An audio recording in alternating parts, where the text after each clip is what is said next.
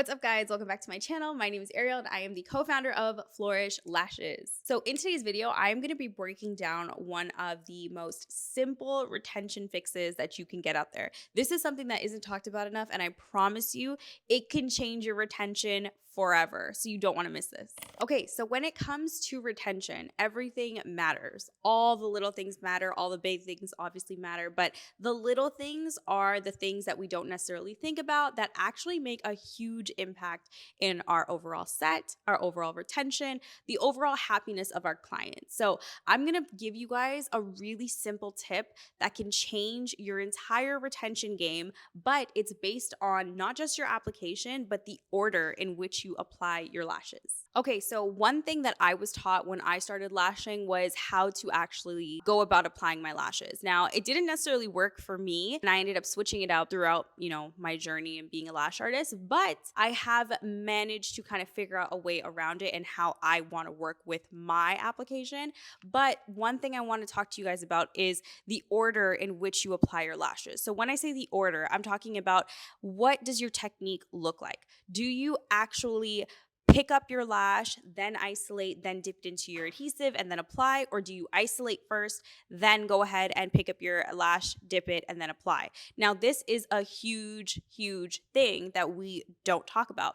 So we normally talk about lash speed or our hand speed or our adhesive dry time. Now, all of this is going to play a factor because when we talk about our dry time of our adhesive, we generally talk about how long it takes us to apply the lash or how long it takes us to make a fan. And that's where we coordinate which hand speed or which dry time we're going to use for our personal hand speed. This is a bit different because instead of talking about the placement and talking about how long it takes us to make the fan, now we need to figure out which part of our application is actually taking us the longest. So let me break it down. So for instance, if I know that isolating my client's lashes is what takes the most amount of time for myself, then chances are I'm going to do that first. The reason why I'm going to do it first is because I want to get it out of the way.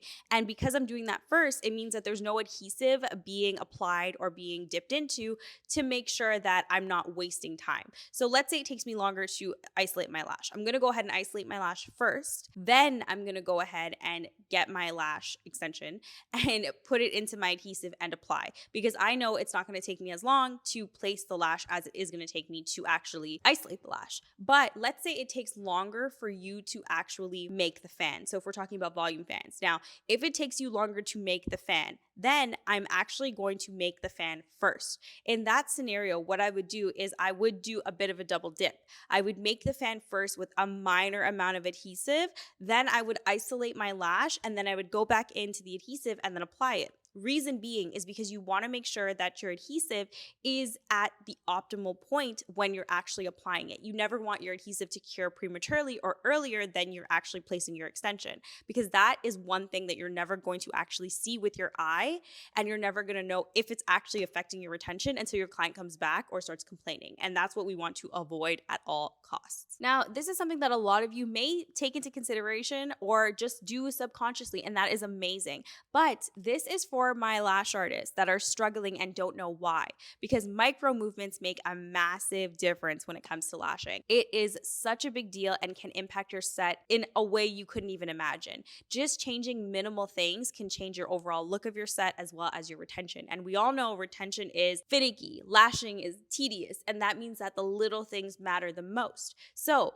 changing up the process can actually change your overall session, change the way you lash entirely. And this can make a huge difference, again, in your retention. So when we're talking about dry time, it doesn't just mean how long it takes you to place the lash or how long it takes you to make the fan. We also have to take into consideration the entire process. Now, another thing to think about is how far you are from your client. So if your client is in front of you and your adhesive is beside your client, how much movement are you making? How much space and time is there between you dipping your lash into your adhesive and putting it onto your client. One thing that helped me a lot, like I mean a lot, was when I stopped using a jade stone because it was beside me and I started using a glue ring. Because the glue ring was so close to me and because I would just pick up my lash, fan, dip, and apply, I had way less movement going on. And because I had way less movement going on, I actually shrunk my time or shortened my time so much. This was a huge time saver for me because, again,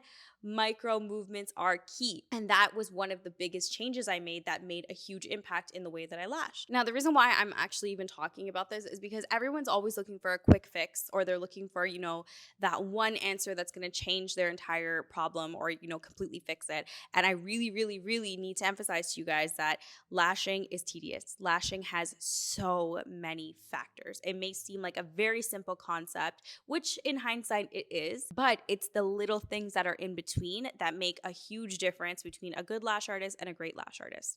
And this is how you grow. This is how you improve as a lash artist. Understanding minor things that other people who have experienced these things already can share with you. And that's why it's so important to invest in your education and invest in trainings that actually give yourself value or add value to your service. And they're not necessarily always things that you find online like YouTube videos. A lot of times it's so important to invest in a full training that flows and gives you end-to-end or top-to-bottom information. Now, the reason why I'm saying that is because, for instance, we have Lashspire.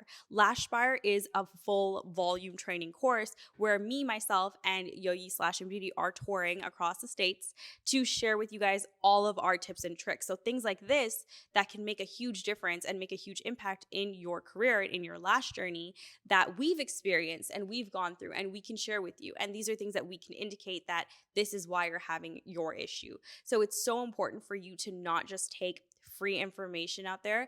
It is so important. Whether it's you investing in us, investing in me, investing in somebody else, it is so important to invest in your education and grow from that. So if you guys are interested, you need to apply right now because I promise you, you will not regret it. You can go ahead and hit the link in my description and apply to a city near you because we are coming across the states. We've already done LA, New York is next, and I believe Dallas is right after that. So go ahead, apply. The link is in the description. Okay, guys, that is it for this video. I hope that this was a quick tip that can actually be applied and change the way you lash. If you guys like this one, leave it in the comments. I want to know if this actually helped you guys or if it's something that you already do or take into consideration. Let me know. If you guys like this video, don't forget to like, comment, share, and subscribe. Also know that I also offer virtual trainings and in-person trainings, so you guys can hit me up in my email. I will leave that in the description as well. But if you guys like this video, don't forget to like, comment, share, and subscribe, and I'll be back with something new next time. Bye.